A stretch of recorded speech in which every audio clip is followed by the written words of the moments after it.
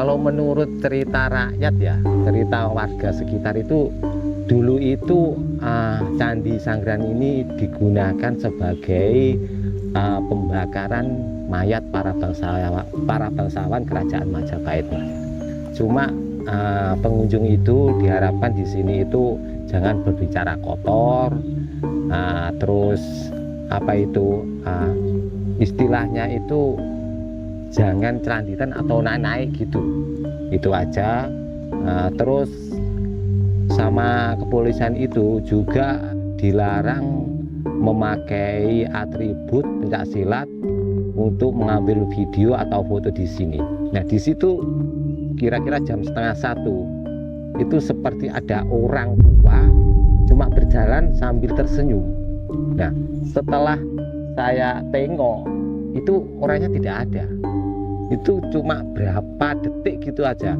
Kalau orang lari itu secepat-cepatnya mungkin. Saya sama tengok gini cepat saya gitu. Kalau itu temanku ya, itu yang cerita temanku. Nah, dulu itu di sini dia istilahnya itu mencari nomor ya, ogel itu. Dia sempat di sini sambil ritual itu. Nah, dia itu setengah tidur atau apa ya, karaoke, ambang kesadaran itu ya. Nah, itu dia didatangi orang tua dengan mata itu lebar, sedangkan rambutnya itu sampai ke bawah, itu orangnya tinggi besar. Ya seperti itu.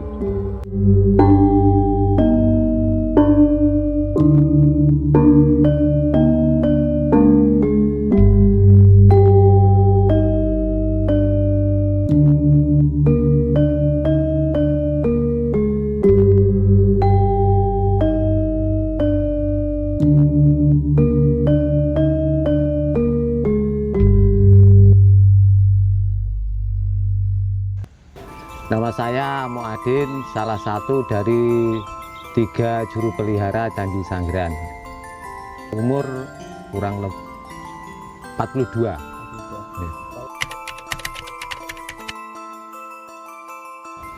Nah, kalau juru pelihara di Candi Sanggaran ini kurang lebih 4 tahun. Dulunya saya juru pelihara di museum daerah. Jadi sama Bapak pimpinan dipindah di sini tahun 2001.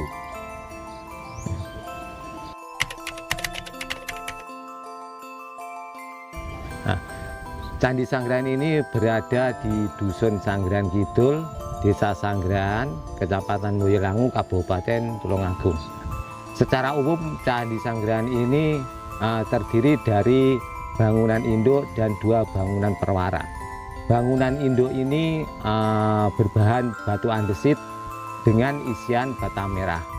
Ukuran candi induk ini panjang 13,5 meter, lebar 9,5 meter, sedangkan tingginya 5,8,6 meter persegi. Candi Sanggaran ini di atas batur berbahan bata merah dengan ukuran kurang lebih 2 meter persegi. Candi Sanggaran ini dibangun pada zaman kerajaan Majapahit, masa Raja Hayam-Wuruk, yaitu tahun 1359 sampai 1389. Candi Sanggaran ini menganut agama Buddha. Karena di timur candi induk ini terdapat 5 arca Buddha dengan posisi mudra yang berbeda. Yang satu itu menghadap ke selatan, yang satu menghadap ke utara, sedangkan yang 3 itu menghadap ke barat. Kelima arca tersebut demi keamanan sekarang disimpan di museum daerah.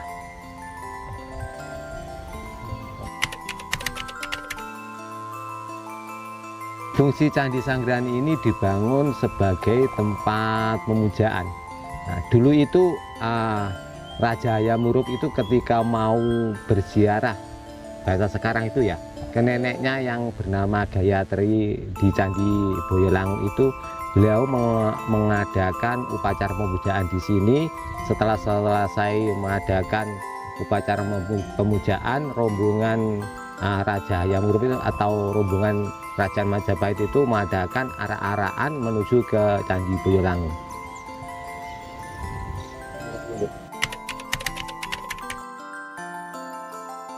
Mungkin ya, itu mungkin aja.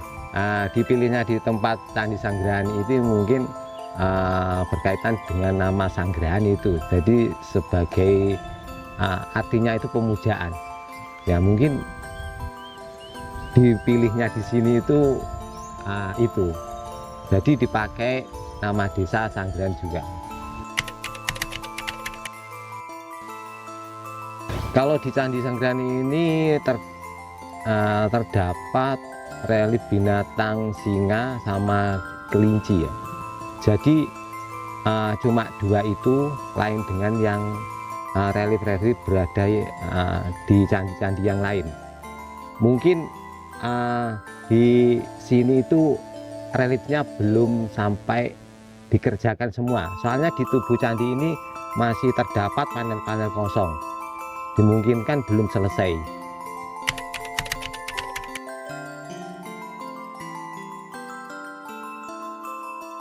Candi Sanggrahani ini mengalami pemugaran itu mulai tahun 2014 sampai tahun 2022.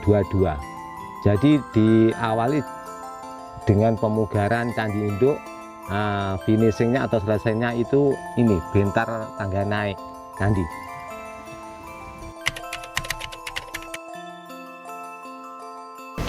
Kalau artinya itu dimungkinkan seperti ini ya, kan candi itu tempat suci ya. Jadi dulu itu Tulungagung itu terkenal dengan rawa. Jadi dibangunlah candi ini di atas batur dengan tiga sap. Candi ini sebenarnya ada pintu lagi yang di sana. Cuma itu sudah runtuh. Dulu itu sempat dipugar, ditemukan struktur pondasinya. Oh, sebenarnya ada 3 tingkatan iya, untuk masuk ke area candi yang utama ini ya. Tapi kalau untuk apa niku dari zaman dulu, setelah mungkin dari candi ini bukan ditemukan ya namanya napa niku berdiri, niku bangunannya memang strukturalnya itu memang ada pagar yang mengelilingi dan juga ada candi utama yang ada di dalam ya. Iya betul. Dulu itu waktu peninggalannya itu kondisinya atapnya sudah runtuh, sedangkan tangga naik candi ini runtuh, itu mengalami pemugaran kemarin itu. Sedangkan sekitarnya itu dulu itu ada pohon-pohon kelapa, dikelilingi sama pohon kelapa.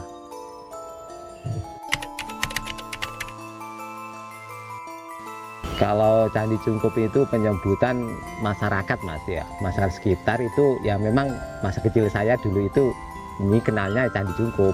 Cuma secara nasional itu namanya itu Candi Sanggrahan.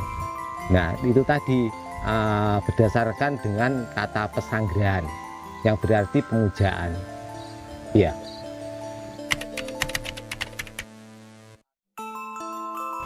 Kalau menurut cerita rakyat ya, cerita warga sekitar itu dulu itu Candi Sanggrahan ini digunakan sebagai pembakaran mayat para bangsawan kerajaan Majapahit mas.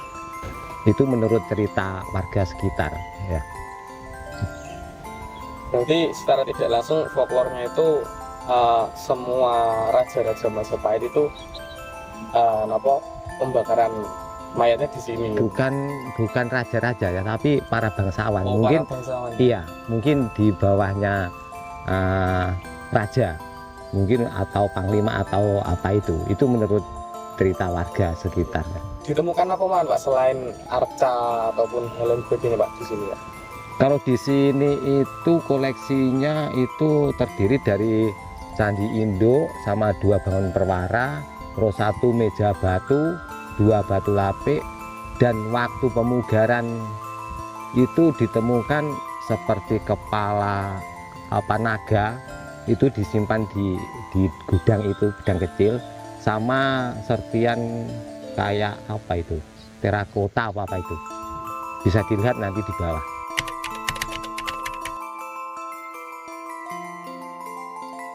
Kalau piring tidak Mas, tapi semur jobong. Tapi kondisinya sudah apa itu, berantakan. Tapi tetap disimpan di sini. Pak, apa ada mitos Pak?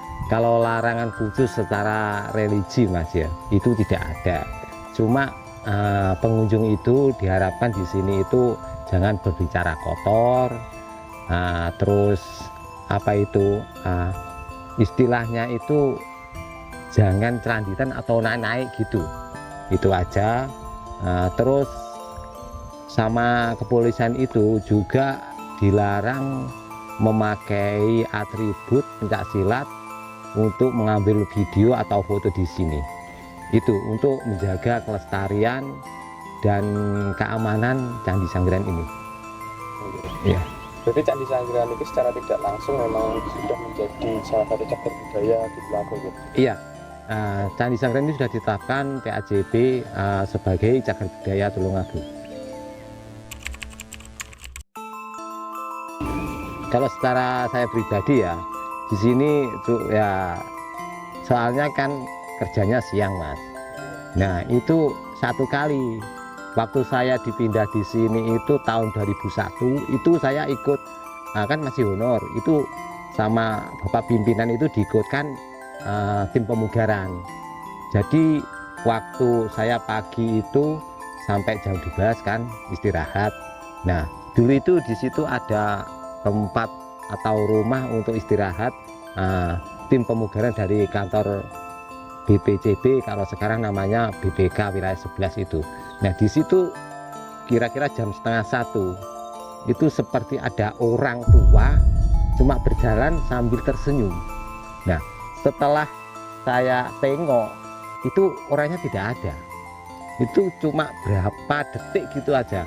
Kalau orang lari itu secepat-cepatnya mungkin, saya sama tengok gini cepat saya gitu. Nah itulah pengalaman secara religi atau mitosnya. Kalau itu temanku ya, itu yang cerita temanku. Nah dulu itu di sini dia istilahnya itu mencari nomor ya, ogel itu.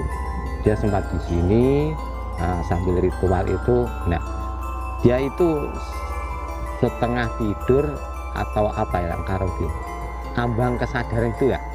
Nah itu dia didatangi orang tua dengan mata itu lebar, sedangkan rambutnya itu sampai ke bawah, itu orangnya tinggi besar gitu. Ya seperti itu. Itu dalam mimpi ya? Enggak mimpi, dia setelah apa ya, seperti kayak halusinasi, cuma dia juga terjaga. Duduk waktu ritual itu dia terkejut melihat tuh seperti sedetik itu langsung menghilang.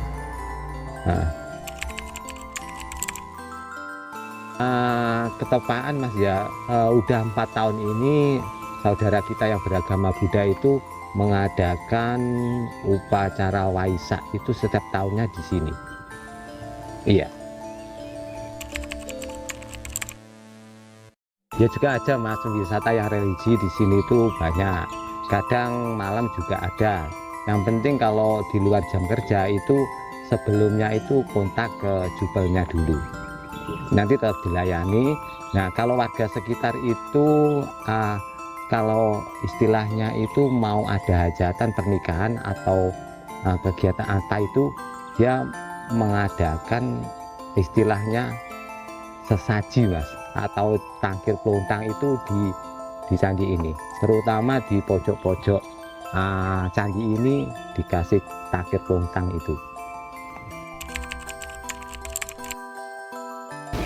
Kalau berdirinya Candi Sanggaran ini tidak ada kaitannya Mas ya. Nah kan Candi Sanggaran ini sebagai tempat atau peristirahatan Raja Hayam Wuruk ketika mau berziarah ke neneknya yang bernama Gayatri itu. Jadi raja itu ketika mau berziarah ke Candi Gayatri itu tempat pemujanya di sini. Baru setelah selesai mengadakan upacara memujaan, rombongan kerajaan Majapahit itu mengadakan arak-arakan menuju ke Candi Boyolangun. Jadi tidak ada kaitannya dengan berdirinya Kabupaten Tulungagung. Oh, iya. Di sebelah utaranya candi ini kurang lebih 100 meter itu terdapat batu patok atau mirip menhir, itu bukan menhir. Itu dinamakan batu cencangan gajah. Nah, itu fungsinya untuk menempatkan gajah kendaraannya Raja Hayam Wuruk itu. Terus ke utaranya lagi kurang lebih 100 meter itu ada 4 umpak. Nah, diduga keempat umpak itu sebagai balai atau tempat untuk peristirahatan rombongan kerajaan Majapahit itu. Ya. Jadi mungkin ada sedikit dugaan yang simpang siur niku bukan suatu kebenaran gitu. Iya, sebenarnya itu bukan menhir ya, tapi batu patok untuk menempatkan gajah atau yang dikenal dengan sebutan cencangan gajah. Ya. Jadi Raja Hayam Wuruk zaman dulu itu dari kerajaan utama Majapahit datang ke sini itu menunggangi seekor gajah. Nah, kalau dulu itu kan lewatnya berantas Mas ya. Nah, berantas itu mungkin sampai di dermaga, mungkin ya diduga itu di Tanon apa di mana itu. Nah, baru ke sini itu menaiki gajah. Kan kerajaan Majapahit itu terkenal dengan dermaga ya Mas. Jadi waktu mau ke Tulungagung itu rombongan raja itu memakai kapal-kapal itu yang istilahnya itu lewatnya itu jalur berantas Mas, jadi kali ya. Kalau pesan saya atau harapan saya itu satu, pengunjung itu tertib itu tidak melanggar apa yang sudah dilarang di candi ini. Nah, keduanya itu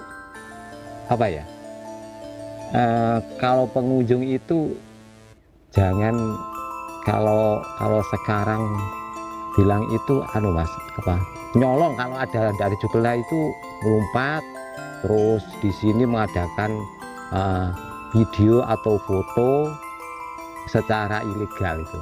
Sebenarnya kalau izin saya tetap dilayani. Nah, harapan saya sebagai anak muda atau generasi muda itu hati itu merasa handarbeni kepada peninggalan sesepuh atau peninggalan cagar budaya masa lalu itu, biar tetap anak cucu kita tetap bisa melihat, juga bisa menikmati cagar budaya tersebut.